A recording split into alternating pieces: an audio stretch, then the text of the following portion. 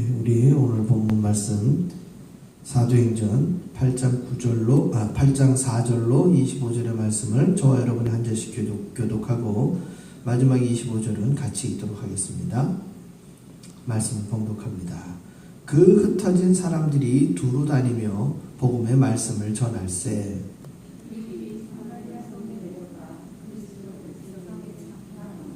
무리가 빌립의 말도 듣고 행하는 표적도 보고 한 마음으로 그가 하는 말을 따르더라.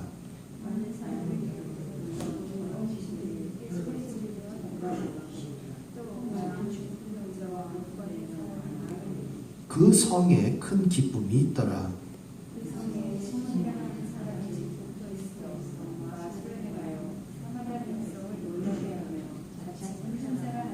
낮은 사람부터 높은 사람까지 다 따르며 이르되 이 사람은 크다 일컫는 하나님의 능력이라 하더라. 빌립이 하나님 나라와 및 예수 그리스도의 이름에 관하여 전도함을 그들이 믿고 남녀가 다 세례를 받으니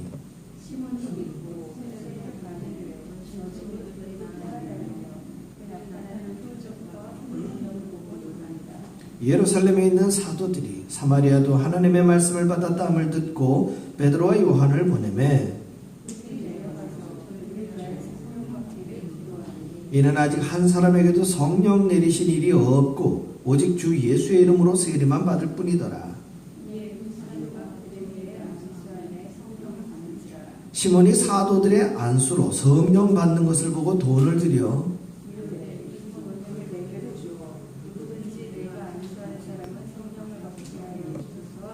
베드로가 이르되 내가 하나님의 선물을 돈 주고 살 줄로 생각하였으니 내 은과 내가 함께 망할지어다.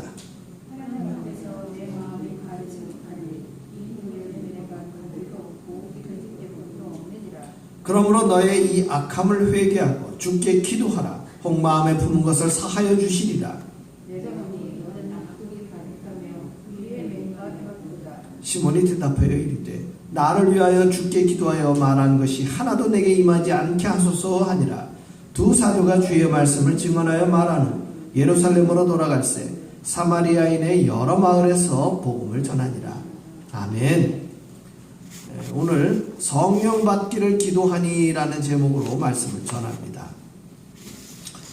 우리 4절에 시작될 때 그 흩어진 사람들이 하면서 나옵니다. 그 흩어진 사람들. 이 흩어진 사람들이 누구냐? 우리가 지난주에 성경 말씀을 보고 설교 말씀 함께 나누었던 것처럼 스데반 집사의 그 놀라운 설교를 들었음에도 불구하고 산헤드린 공의회와 사울을 필두로 해서 많은 바리새파 유대인들이 이 예수님을 믿는 초대교회 공동체, 특별히 예루살렘 공동체를 스데반 집사는 돌로 쳐서 어떻게 한 거예요? 살해를 했습니다. 그리고 많은 사람들을 옥에 잡아 가두는 일을 벌였다는 것이죠. 그래서 그 초대교회 공동체와 예루살렘 공동체에 주된 사람들이 전부 어떻게 되는 겁니까? 예루살렘 바깥으로 흩어지게 된 거예요. 성경은 그것을 온 사마리아와 온 땅으로 흩어졌노라고 기록을 하고 있죠. 그 이야기는 굉장히 부정적이고 모임을 깨뜨려버린 것이 아니라 예수님께서 승천하시기 전에 말씀하신 거, 너희가 성령이 임하시면 온 유대와 사마리아와 땅끝까지 이르러 복음의 증인이 되겠노라고 하신 말씀이 그 사건으로 말미암아 벌어지게 된 것이죠. 말 그대로 예루살렘 공동체 복음의 빅뱅 사건이 벌어진 거예요. 그 흩어진 사람들이 4절에 두루 다니며 복음의 말씀을 전할세. 흩어진 사람들이 왜 우리의 공동체가 깨졌을까? 스데반 집사님은 왜 돌아가셨을까? 슬픔에 잠기고 하나님 앞에 원망한 것이 아니라는 거예요. 우리가 성경에 기록되어 있는 사건 사고와 그 이후에 믿음의 공동체가 행하는 모습들을 볼 때에 이것은 단순한 기록으로 남는 것이 아니라 저와 여러분의 인생길 가운데에 예측하지 못한 사건 사고가 벌어졌을 때 우리들의 인간적인 사고와 내가 신앙적이라고 생각하는 내 이성으로 판단을 해도 도무지 해석이 안 되는 일들이 우리에게는 시시각각으로 나타납니다. 그랬을 때 이 성경에 기록되어져 있는 믿음의 조상들, 믿음의 선진들이 어떻게 그때의 상황을 받아들이고 그 이후의 행동을 옮겼는가는 우리에게 굉장히 중요한 가이드라인을 제시하고 있는 거예요. 다시 한번 말씀드리지만 초대교회 공동체는 스데반 집사의 그 순교의 장면이 분명히 슬픈 사건이고요. 놀란 사건이에요. 그리고 이해되기 어려운 사건이에요. 그럼에도 불구하고 거기에 매여있지 않았다는 거예요.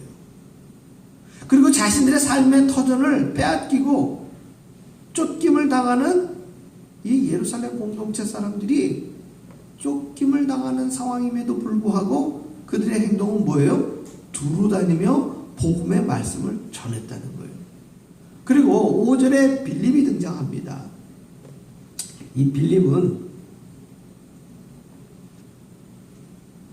베드로와 야고보와 요한으로 기록되어진 이 아주 출중한 12사도와 세 사람의 정말 사도들 중에도 인사이더였던 이 사람들 외에 성령님은 동일하게 모든 사도들에게 큰 능력과 표적과 기사로 영향력을 미치고 있고 나타내고 있는 걸 보여주는 거예요.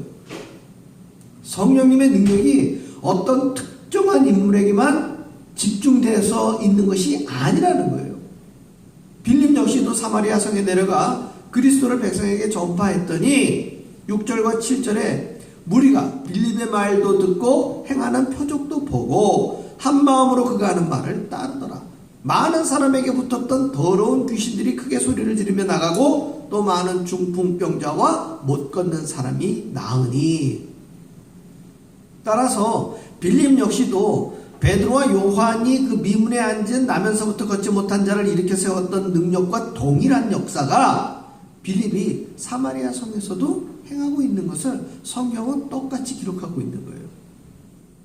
그런데 그 사마리아 성에 큰 기쁨이 있는데 그 사마리아 성에 어떤 특정인이 한 사람이 있습니다. 이름이 시몬이에요. 놀랍게도 누구의 이름과 같은 거예요? 베드로의 이름과 같은 거예요. 베드로도 본명은 원래 시몬이었으니까.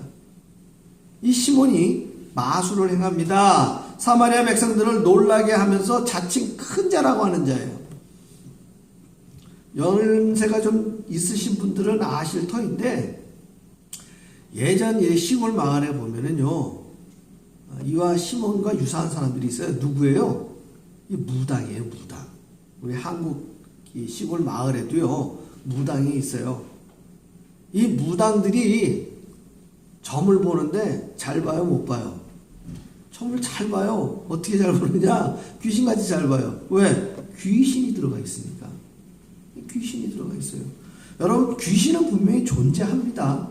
그건 예수님 당시에도 있었고요. 오늘날에도 존재하고요. 이 귀신은 예수님 다시 오시는 그 시간대에 종말을 맞이할 존재예요. 그렇기 때문에 가고 오는 모든 세대는 누구와 더불어 있느냐? 이 공중의 권세 잡은 자, 공중의 권세 잡은 자인 사단의 그 밑에 누리고 있는 귀신들, 함께 마귀와 함께 존재하는 것들이에요. 그런데 이 시몬 역시도 이 귀신의 힘을 빌어서 마술을 행하고 사람들에게 두려움의 대상이었다는 것이죠. 그러니까 자칭 큰 자라고 하는 것은 귀신의 백그라운드를 갖고서 사람들을 함부로 누르는 거죠. 오늘날도 이와 유사한 일들은 많이 벌어집니다. 여러분, 이 자본주의 시대에 만몬이라고 하는 이 신 역시도 우리가 실질적으로 당하는 일들이 많아요. 속칭 갑질이라고 하는 이러한 일들을 볼 때에 대부분 그 갑질하는 사람들 백그라운드에 누가 있어요? 이 돈이 있는 거예요. 돈은 눈에 보이는 물질이지만 그 돈을 숭배하고 돈의 위력을 의지하는 사람들은요, 눈에 보이지 않는 이 만문에 휘둘리고 있는 거라고 해도 과언이 아니라는 것이죠. 그래서 예수님도 일찍이 뭐라고 말씀하셨습니까? 너희가 하나님과 재물을 함께 섬기지 못한다라고 딱 잘라 얘기해요. 하나님과 재물을 어떻게 했어요? 같은 비교의 대상으로 놨다는 거예요. 그만큼 사람들에게 있어서는 재물이 기대고 의지하고 마음을 두는 그러한 존재라는 거예요. 이 시몬 역시도 귀신에 의해서 그러한 큰 능력을 이 사마리아 성읍에 있는 사람들에게 보여준 거예요. 그런데 선수가 선수를 알아본다고 빌립이 와가지고 어떻게 했어요? 못 걷는 자를 걷게 하고 많은 중풍병자를 낫게 하고 심지어 귀신들에게 예수의 이름으로 물러가라면 어떻게 되는 거예요? 귀신들이 떠나가는 거예요. 지금까지 이 축기 같은 거 이런 어떤 놀라운 이적들은 누구만 했던 건데? 자기만 했던 건데. 근데 큰 틀에서 보면은요, 귀신끼리 뭐 하는 거예요? 짜고 치는 고스톱인 거예요, 그게. 이 시몬이 자기보다 능력이 연약한 귀신들 물러가라 하면 귀신이 어떻게 하는 척을 하는 거예요? 떠나가는 척을 하는 거예요. 아시는 바와 같이 귀신이 떠나간 다음에 사람이 정신을 차리고 있었지만 자기가 그 안에 성령님을 받아들이지 않으면 이 귀신이 떠나가서 거할 것을 찾다가 거할 것을 못 찾았더니 아유 얘 것이 더 좋더라 하면서 다시 친구 귀신까지 몰고 들어와갖고 7 귀신이 들어가는 사건 성경에 기록되어 있지 않습니까? 이런 것처럼 시몬이 부리고 있는 귀신들은 일시적인 방편일 뿐이지 구원과 영생을 얻게 할 수 있는 무당들의 능력, 귀신들의 능력은 없다는 거예요. 제가 좀 전에 우스개처럼 귀신이 사람의 점을 귀신같이 본다고 그랬는데 귀신 역시도 시공간을 초월하는 존재이기 때문에 앞뒤를 안다는 거예요. 시간의 앞뒤를 안다는 거예요. 그러나 다만 이 시간에 카이로스의 시간의 주권자가 누구예요? 전능하신 하나님이에요. 그렇기 때문에 이 귀신들은 그 내용들을 알 뿐이지 진정으로 해결할 수 있는 방법은 없고요. 자신들이 끝끝내 멸망될 존재라는 걸 귀신들은 알고 있어요. 그렇기 때문에 한 사람이라도 예수를 못 믿고 구원을 못 받게 하고 영생을 못 얻게 하고 종말의 시간에 자기들과 함께 어떻게 하기를 멸망당하기를 원하는 거예요. 그걸 우리 한국말로는 물귀신 작전이라고 하는 거예요. 물귀신 작전.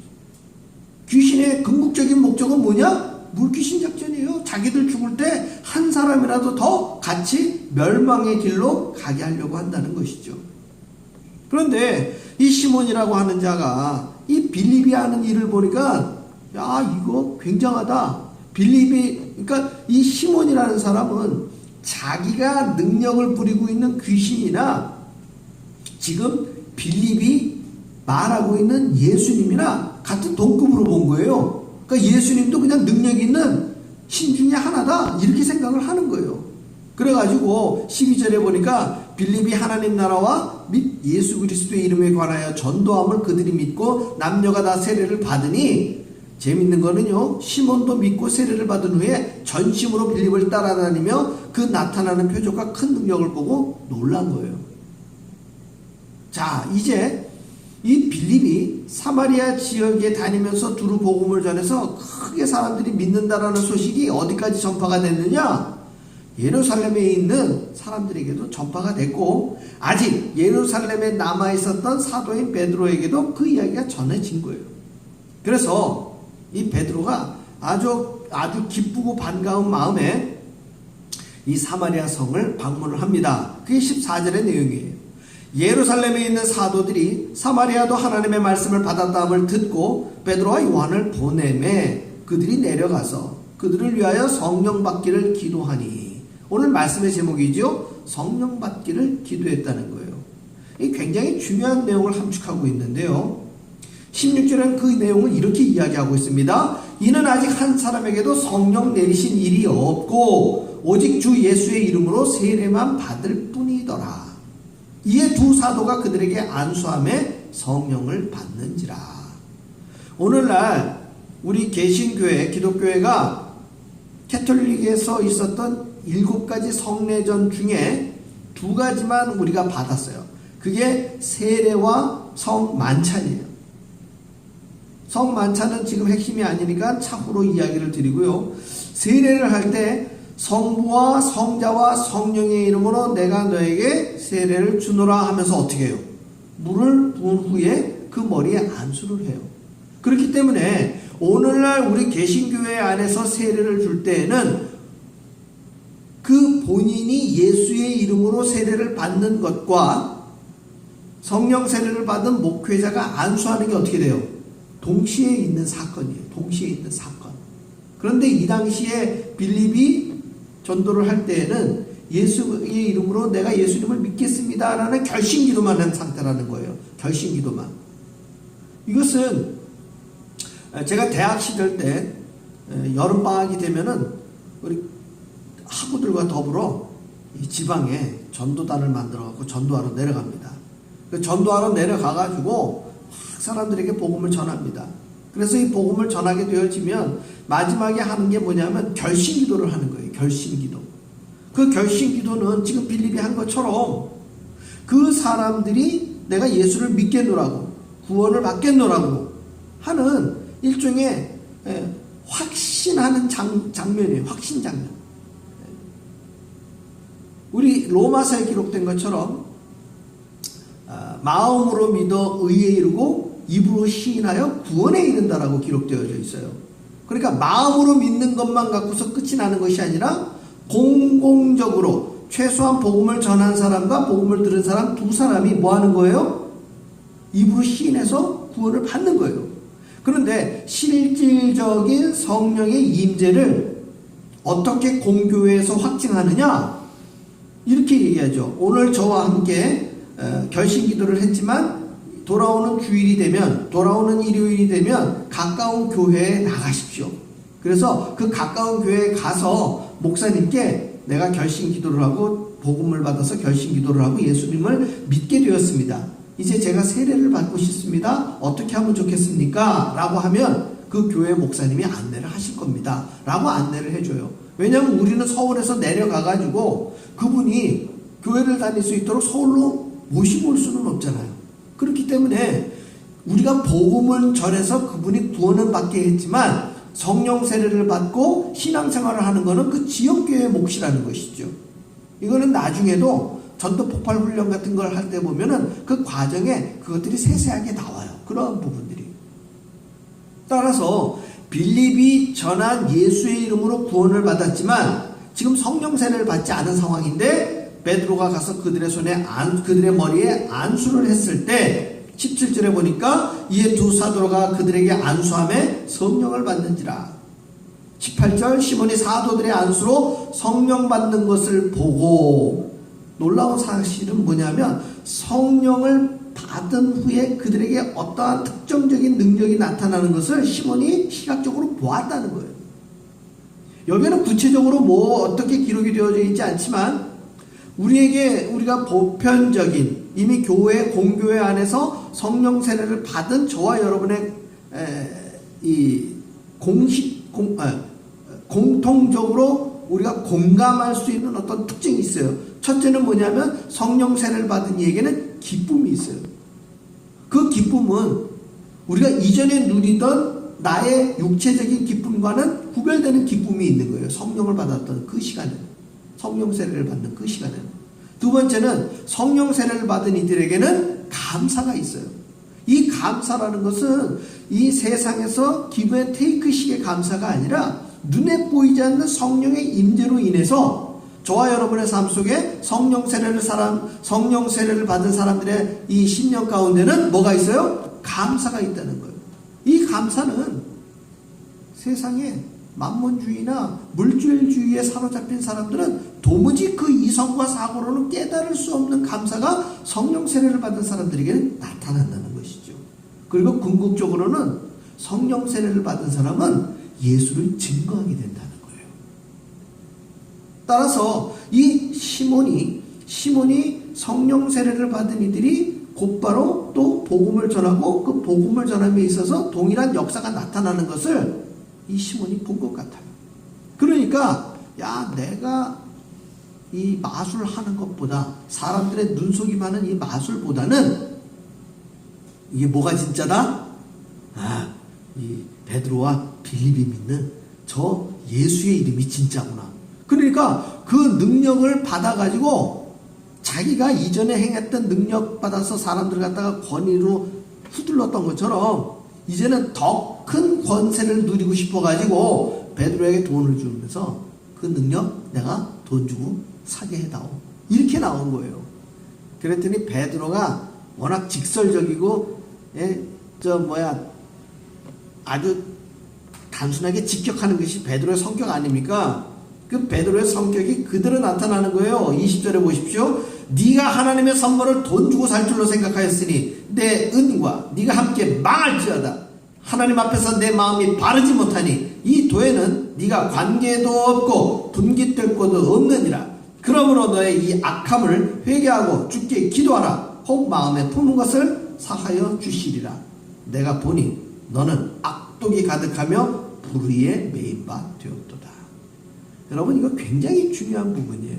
이 베드로가 시몬에게 한 말은요, 시몬 한 사람에게만 국한된 것이 아니라는 거예요.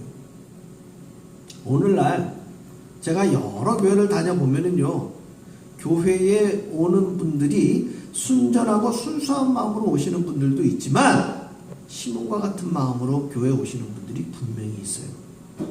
이분들은요, 자신들이 그거를 다른 사람에게 노출이 안 된다고 생각하지만 베드로가 한눈에 보는 것처럼 보여요. 제가 이 미국에 오기 전에 싱가포르에서 사역을 했었는데요. 싱가포르 사역을 3년차 하던 중에 어느 날 새로운 성도님 한 분이 오셨어요. 근데 그 성도님이 싱가포르에 국제학교를 세우겠다고 하신 분이었어요. 국제학교. 그러니까 싱가포르는 아시는 바와 같이 다민족 다문화, 미국과 같이 다민족 다문화가 있는 곳이에요.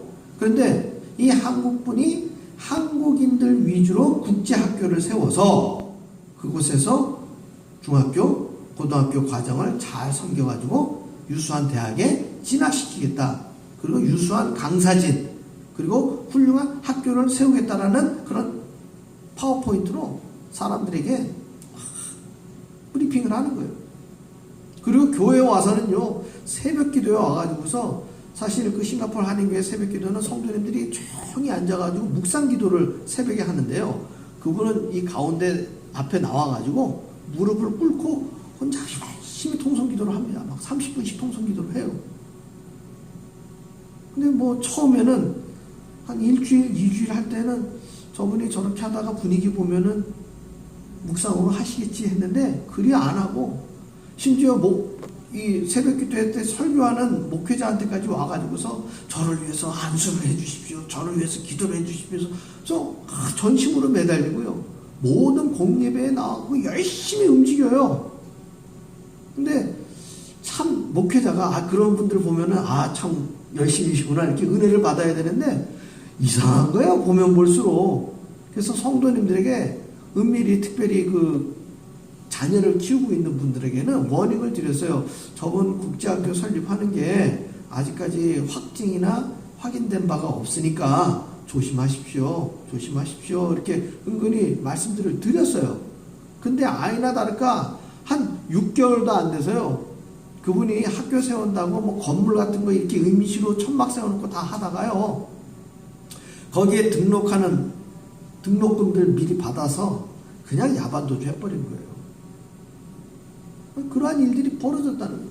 그러니까 6개월 동안 모든 공예배에 모든 새벽 예배에 빠짐없이 나와요. 열심히 나와서 소리 지르면서 기도해요. 예수님 이름으로 기도해요.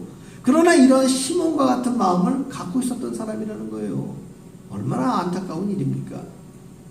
사랑하는 성도 여러분, 저와 여러분이 살고 있는 이 지역 가운데에서도요, 시몬과 같은 사람은 없다고 단정 지을 수 없는 거예요. 그렇기 때문에 우리가 신앙생활을 할 때 베드로와 요한과 빌립처럼 전심을 다하여 사도들의 마음처럼 우리가 마음을 닫고 신앙생활을 해야 되는 것이고요. 스데반 집사처럼 자신의 생명을 내어놓고 예수를 믿는 일에 전심을 다해야 되는 거예요. 그리고 궁극적으로 우리가 성령 받기를, 성령에 사로잡혀 있기를 또 저와 여러분이 어떻게 해야 돼요? 깨어 기도해야 되는 거예요. 우는 사자와 같이 이 공중권세 잡은 자들은요, 항상 우리들의 마음을 어떻게 합니까? 흔들어요. 아프게 합니다. 힘들게 합니다. 상처받게 합니다. 끊임없이 예수의 이름이 능력 없음을 이야기하고 있는 것이 바로 이 마귀들의 유혹이라는 거예요. 바라옵기는 성령 받기를 기도하고 성령 받은 이들이 나타내는 궁극적인 특징들, 아까 말씀드린 것처럼 성령 받은 이들에게는 세상이 줄 수 없는 뭐가 있느냐? 기쁨이 있어요. 그리고 성령 받은 자들은 내 손에 쥐인 것이 없어도 어떻게 해요? 감사할 줄 아는 자들이에요. 그리고 저와 여러분의 삶이 이 예루살렘 공동체처럼 깨어지고 흩어지고 내 삶의 터전을 떠날지라도 그들이 두루 다니며 복음의 말씀을 전한 것처럼 성령 받은 이들은 우리가 주님 오셨을 때에 우리가 정말 가슴에 가득 안고 주여 내가 주의 말씀에 전심으로 충성하였나이다 하면서 보여드릴 2달란트, 5달란트는 뭔지 아세요? 그게 바로 전도의 열매예요. 복음의 열매예요. 우리가 어카운트에 넣어놨던 우리들의 적금이나 갯돈이나 건물이 아니란 얘기예요. 주 앞에 드릴 것은 내가 복음을 전하여 30배, 60배, 100배의 결실 맺은 그 전도의 열매를 안고 주님 앞에 나아가는 거예요. 그때는 내가 들고 나가는 게 아니라 전도의 열매가 어떻게 돼요? 저와 여러분과 함께 가지 않겠습니까? 세례하고 예수 믿게 한 우리 김민지 성도와 김민지 집사님이 예수님 오실 때 같이 가지 않겠습니까? 신민정 집사님이 같이 가지 않겠습니까? 우리 이봉구 성도님 함께 가지 않겠습니까?